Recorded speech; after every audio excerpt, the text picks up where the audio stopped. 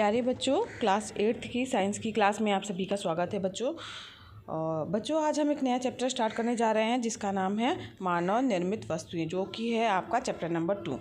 तो मानव निर्मित वस्तुएं नाम से स्पष्ट है। मानव मतलब होता है मनुष्य, निर्मित यानी होता है बनाना है, और वस्तु यानी सामान जो हम लोग के पास में है। तो मानव निर्मित वस्तुओं से तात्पर्य है बच्चों कि जो मनुष्य ने जिन सामानों को बनाया है, जिन वस्तुओं को बनाया है, उन्हें मानव निर्मित वस्तुएं कहा जाता है। तो इस चैप्टर में बच्चों हम लोग क्या क्या चीज़ों को पढ़ेंगे। तो सबसे पहले हम पढ़ेंगे कि जो मानव निर्मित वस्तुएं हैं उसकी क्या उपयोगिता है, ठीक है। इसके बाद हम जानेंगे कि जो संश्लेषित रेशे हैं उनके बारे में, और प्लास्टिक के प्रकार, गुण और उपयोग के बारे में जानेंगे, कांच के बारे में जानेंगे, और मृत्तिका एवं उसके उपयोग के बारे में जानेंगे, और साबुन के बारे में जानेंगे। तो इस चैप्टर में इन सब चीज़ों की हम चर्चा करेंगे, इन सब बातों को हम जानेंगे। तो बच्चों जो आप यूनिफॉर्म पहन के आ रहे हैं स्कूल, तो ये बताइए कि आपने कभी सोचा है कि उसको किसने बनाया है। तो वो अपने आप तो बना नहीं होगा ना, तो वो सबसे पहले कपड़ा लिया गया होगा, और कपड़ा भी कहीं ना कहीं बना होगा, क्योंकि वो तो प्राकृतिक है नहीं। तो कपड़ा जो है वो बड़ी बड़ी मिलों में से मनुष्यों के द्वारा ही बनाया जाता है। और इसके बाद फिर क्या होता है कि आपके मम्मी पापा जाते होंगे, वो कपड़ा ख़रीदते होंगे, फिर उसको जो सिलाई करता है टेलर मास्टर उसको देते होंगे, है ना, और तब वो आपके लिए ड्रेस तैयार करता होगा जिसे आप परचेज़ करते हैं या ख़रीदते हैं। तो इसी तरीके से बच्चों बहुत सारी चीज़ें हैं जो कि आप ख़रीदते हैं, चाहे आप यूनिफॉर्म हो गई आपकी, अब देखिए जूता, मोजा, बेल्ट, बस्ता यानी बैग, है ना, ये सब चीज़ें जो हैं वो कहीं ना कहीं बनी हैं, और किसी कारखाने में बनी है, या तो मनुष्य ने खुद बनाई है, तो कुशल कारीगरों ने बनाया है। तो बहुत सारी ऐसी चीज़ें हैं जो कि मनुष्यों के द्वारा बनाई गई हैं, चाहे वो कागज़ से लुगदी, कागज़ जो है वो कैसे बनता है, तो कागज़ की लुगदी से कागज़ बनाना हो, रबड़ के पौधे में से मुलायम रबड़ बनाना हो, ग्रेफाइट से पेंसिल बनती है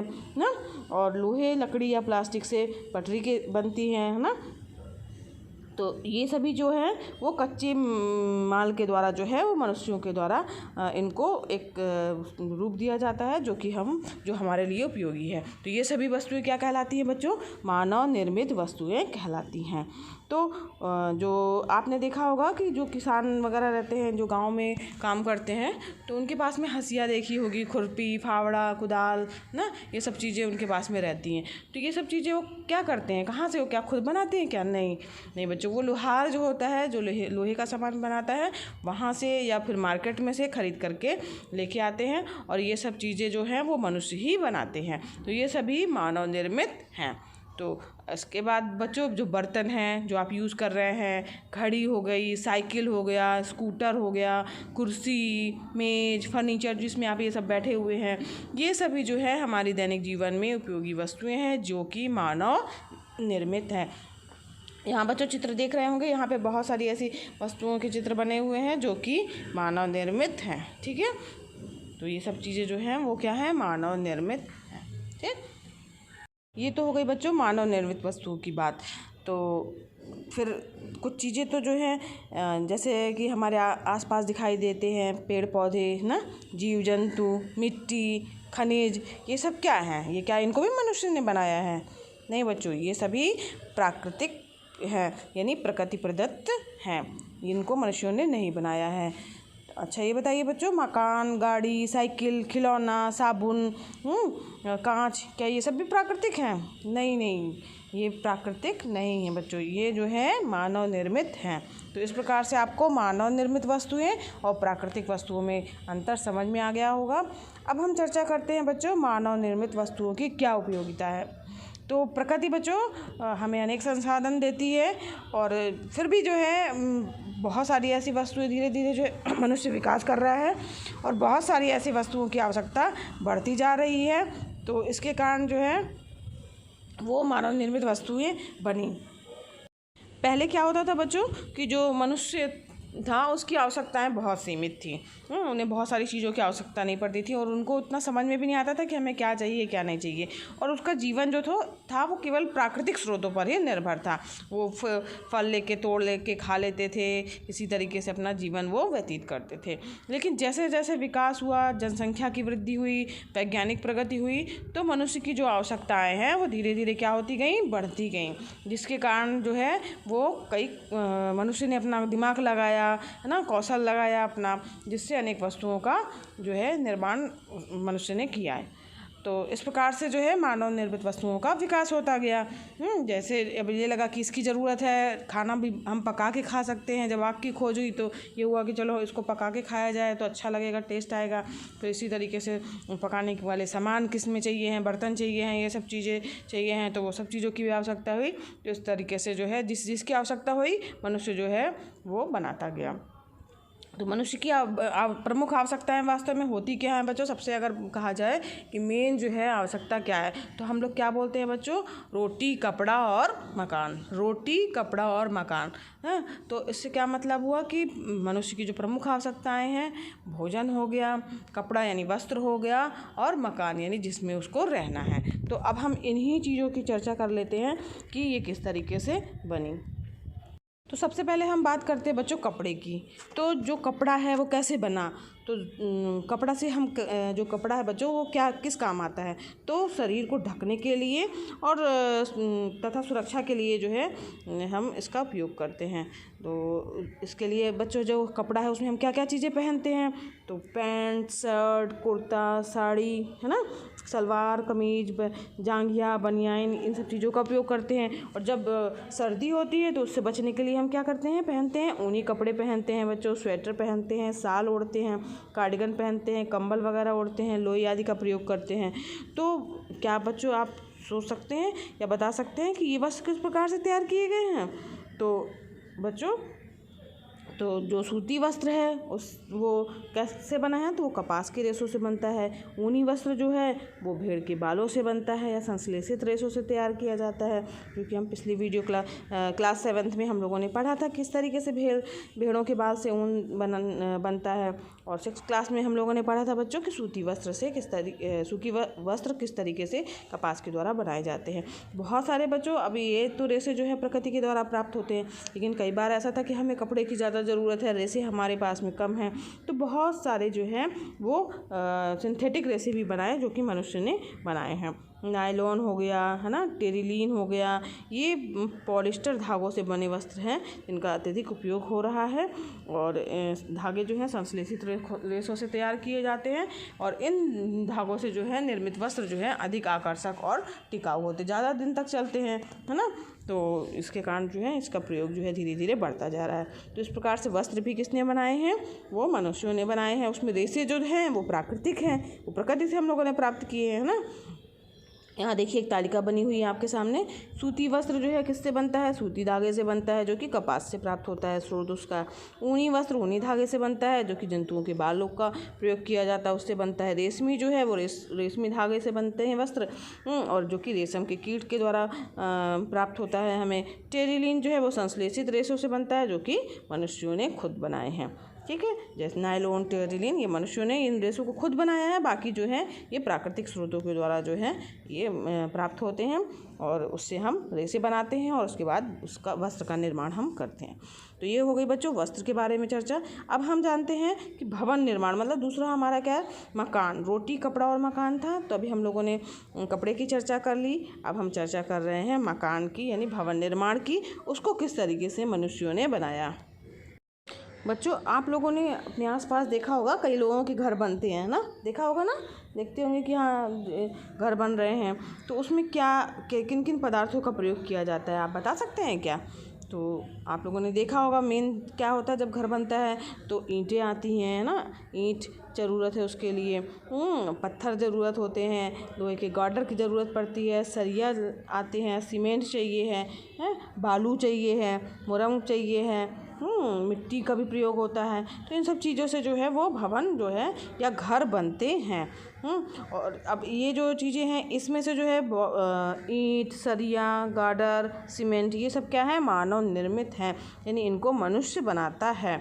सीमेंट से बच्चों क्या किया जाता है, दीवार की जुड़ाई की जाती है, प्लास्टर किया जाता है, स्लैब तथा फर्श आदि बनाने के लिए कुछ दिनों तक लगातार पानी का छिड़काव किया जाता है। आपने देखा होगा कि जब स्लैब वगैरह पड़ जाता है तो उसमें पानी जो है वो सींचना ज़रूरी होता है। तो इन सब चीज़ों को जो है, जो कि जैसे ईंट, सरिया, गार्डर, सीमेंट, ये सब चीज़ें क्या है, मनुष्यों ने बनाया है। तो ये सब चीज़ जो है वो मानव निर्मित हैं, जो कि भवन निर्माण में प्रयोग होती हैं। और साथ ही बच्चों, भवन का निर्माण यानी इन सब चीज़ों को बनाया भी मनुष्य ने है। इसके बाद फिर उनको जोड़ जोड़ के, प्लास्टर करके जो है, स्लैब डाल के जो है वो मकान का निर्माण भी कौन करता है, मनुष्य करते हैं, जो कि मानव निर्मित है। बच्चों, जो आपने देखा होगा कि जब घर वगैरह बनता है तो उसमें क्या होता है कि पानी का छिड़काव, स्लैब वगैरह डलता है तो उसमें पानी का छिड़काव ज़रूरी हो जाता है।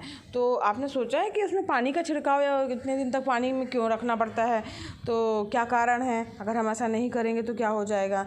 तो लगातार अगर हम जब पानी का छिड़काव करते हैं तब सीमेंट में सुई के समान जो है वो क्रिस्टल होते हैं ना, रवे होते हैं, तो वो बनते हैं। और ये क्रिस्टल बच्चों आपस में जुड़ करके सीमेंट को कठोर और मजबूत बना देते हैं। सीमेंट आपने देखा होगा ना, जब हम उसको खरीदते हैं तो वो कैसी रहती है, पाउडर जैसी रहती है। उसमें पानी वगैरह डलता है तो इसके बाद में क्या कहते हैं, उसका पेस्ट जैसा बन जाता है। और अगर हम इसके बाद फिर क्या कहते हैं, वो कठोर जम जाता है, जो कि कठोर और मजबूत हो जाता है। तो जब ये प्रक्रिया होती है बच्चों, तो इसको पूर्ण होने में लगभग 1 सप्ताह का समय लगता है, जिसके कारण मकान और इमारतों को बनाने के पश्चात जो है 1 सप्ताह तक पानी जो है उसमें डालना ज़रूरी है। अगर ऐसा नहीं किया जाएगा तो क्या होगा बच्चों, तो अगर हम ऐसा नहीं करेंगे तो मकान जो है वो कमज़ोर रह जाएगा, रासायनिक प्रक्रिया पूरी नहीं होगी। पानी छिड़कने का एक और लाभ यह होता है कि दीवार या फर्श की भीतरी सतह पहले सूखती है तथा बाहरी सतह जो है वो क्या होता है, बाद में सूखती है। बाहर से पानी पड़ा रहता है तो अंदर की सतह जो है पहले सूख जाएगी और बाहरी सतह जो होगी वो बाद में सूखेगी। और अगर ऐसा ना किया जाए तो सूखने से जो सतह सूख जाएगी तो क्या होगा, बनी जल वाष्प जो है वो बाहर निकलने के प्रयास में पहले से सूख चुकी बाहरी सतह में दरार उत्पन्न कर देगी। अगर हमने पानी नहीं छिड़का है तो पहले पानी बाहर का उड़ जाएगा, और जो अंदर पानी भरा हुआ है दीवार के अंदर तो वो बाहर निकलेगा तो वो क्रैक डाल देगा। तो इसलिए जो है पानी का छिड़काव करना अति आवश्यक होता है। अब बच्चों, हम चर्चा करते हैं कि जो घरेलू कार्य हैं उसमें हम किस तरीके से मानव निर्मित वस्तुओं का प्रयोग करते हैं। तो स्नान करना, कपड़े धोना, दांतों की सफाई, भोजन पकाना, मकान की सफाई एवं सजावट, सिलाई बुनाई, है ना, ये सभी क्या हैं बच्चों, हमारे घरेलू कार्य हैं। तो इन सब में कैसे हम उपयोग कर रहे हैं मानव निर्मित वस्तुओं का, तो विभिन्न घरेलू कार्यों में उपयोग करने वाली जो कुछ वस्तुएं हैं, जो कि ये तालिका आपको दिख रही है। कपड़े धोने के लिए हम किन चीज़ों का प्रयोग करते हैं बच्चों, साबुन का, डिटर्जेंट का, बाल्टी चाहिए, टब चाहिए, है ना, तभी तो हम कपड़े धो पाएंगे। इसी तरीके से भोजन पकाने के लिए किन किन चीज़ों को ज़रूरत है जो कि मानव निर्मित है, तो यहाँ पर जो है उन चीज़ों को आपको लिखना है। सिलाई करने के लिए किन किन चीज़ों की चाहिए, तो सिलाई मशीन चाहिए है, सुई चाहिए है, धागा चाहिए है, ये सब मनुष्य ने बनाया है। घर की सजावट के लिए क्या क्या चाहिए, तो बहुत सारी सजावट के सामान आते हैं जो कि मनुष्यों के द्वारा निर्मित होते हैं, तो यहाँ कुछ भी आप लिख सकते हैं। बुनाई करने के लिए जो है, बुनने के लिए भी जो है वो मशीनें बनाई गई हैं जो कि मानव निर्मित हैं, जिनको कि हम बुनाई करते हैं। और बुनाई करने के लिए हमें सबसे मेन चीज़ क्या है, धागा चाहिए है। तो वो सब चीज़ें भी किसने बनाया है, वो मानव निर्मित वस्तुएं हैं। तो इस तरीके से जो है ये तालिका बनी हुई है। आपको समझ में आ गया होगा कि हम घरेलू कार्यों के लिए किन किन मानव निर्मित वस्तुओं का प्रयोग करते हैं। सीमेंट हो गया बच्चों, पेंट है, प्लास्टिक, कांच, धातुओं से बने बर्तन, है ना, और सौंदर्य प्रसाधन मतलब जो हम लोग मेकअप वगैरह के लिए यूज़ करते हैं, बिजली के उपकरण, तो ये सब चीज़ें जो हैं वो क्या है, मानव निर्मित हैं, जिनका हम दैनिक जीवन में अत्यधिक प्रयोग करते हैं। तो इस प्रकार से घरेलू कार्य में जिन जिन चीज़ों को हम प्रयोग करते हैं और उसमें कौन सी मानव निर्मित है, उनकी चर्चा हम लोगों ने की। अब इसके बाद हम बच्चों बात कर लेते हैं कि जो कृषि कार्य है, यानी जो खेती होती है, उसमें भी क्या कुछ मानव निर्मित वस्तुओं का हम प्रयोग करते हैं। तो बच्चों जब हम खेती करते हैं तो खेती करने के लिए जो है जो किसान होता है उसको कई चीज़ें चाहिए होती हैं, जैसे हंसिया, खुरपी, फावड़ा, कुदाल, है ना। इन सब चीज़ों का वो प्रयोग करते हैं। खेत जोतने के लिए हो, फसल काटने के लिए हो, सिंचाई करने के लिए हो, मड़ाई करने के लिए हो, तो इन सब चीज़ों के लिए बहुत सारे उपकरण भी अब तो आने लगे हैं जो कि क्या है, मानव निर्मित हैं। तो इन सब चीज़ों का जो हम प्रयोग कर रहे हैं वो सभी क्या है, मानव निर्मित हैं, इनको मनुष्यों ने बनाया है। अब हम बात करते हैं बच्चों औषधियों की, यानी जो दवाइयाँ हैं, क्या दवाइयाँ भी मानव निर्मित हैं? तो पहले तो ऐसा था कि जड़ी बूटियाँ जो है वो हम यूज़ कर लेते थे, हैं, पेड़ पौधों से जड़ी बूटी जो प्राप्त करते थे उसका प्रयोग करके जो है हम ठीक होते थे। लेकिन अब बहुत सारी जो है दवाइयों का निर्माण होने लगा है, जैसे कि अनेक असाध्य रोग, जैसे टीबी हो गया, हैजा है, निमोनिया है, मियादी बुखार है, इन सब के लिए जो है वो क्या हो गया है, एंटीबायोटिक दवाएं जो हैं वो बना ली गई हैं, जिससे कि इन सब रोगों से हम बच सकते हैं। और पहले क्या होता था बच्चों, जब इनकी दवाई नहीं बनी थी तो बहुत महामारी की तरह से ये बीमारियां फैल जाती थी और बहुत लोगों की जान चली जाती थी। लेकिन जो दवाइयाँ जो हैं वो क्या है, मानव निर्मित हैं, जो कि इनसे बचने के लिए मनुष्यों ने बनाई है और उसका प्रयोग करके हम एक जान बचा सकते हैं। तो लेकिन बच्चों जो ये दवाइयाँ बनी हुई हैं, आप भी अपने घर में ध्यान रखिएगा, कोई भी दवा है ना उसको बिना डॉक्टर की परमिशन से, उसकी सलाह के बिना अपने आप नहीं खाना है ना। तो किसी का अगर हम कोई भी गलत दवा खा लेंगे, उसकी डोज कितनी चाहिए है, यानी कितनी क्वांटिटी में उसको खाना है, कितने ग्राम हमको लेना है, कितनी मिलीग्राम लेना है ना, वो सब चीज़ें जो है आपको डॉक्टर ही बताएगा। और अगर हम इसका प्रयोग अपने मन से कर लेंगे तो वो हमारे लिए कभी कभी नुकसान भी कर सकती हैं। तो इसका आपको ध्यान रखना है बच्चों। इस प्रकार आज की वीडियो क्लास में बस इतना ही, और इसके आगे का चैप्टर हम नेक्स्ट वीडियो क्लास में पढ़ेंगे। अगर पढ़ाना पसंद आ रहा हो तो वीडियो को ज़रूर लाइक कीजिएगा। चैनल पर नए हैं बच्चों तो चैनल को सब्सक्राइब कीजिए। साथ ही बच्चों बेल आइकन भी दबाइएगा, प्रेस कर दीजिएगा उसको, जो घंटी का चिन्ह दिखता है ना उसको प्रेस कर देंगे तो वहाँ पर घंटी के बजने जैसा निशान आ जाएगा। तो ऐसा करने से क्या होगा कि आपको मेरे नए वीडियो का नोटिफिकेशन सबसे पहले मिलेगा। तो और बच्चों एक चीज़ और, ये वीडियो क्लासेस जो है एकदम फ्री हैं, तो आप भी इसका लाभ लीजिए, दूसरे बच्चों को भी शेयर कीजिए ताकि वो भी इसका लाभ ले सकें। धन्यवाद बच्चों, मिलते हैं नेक्स्ट वीडियो क्लास में।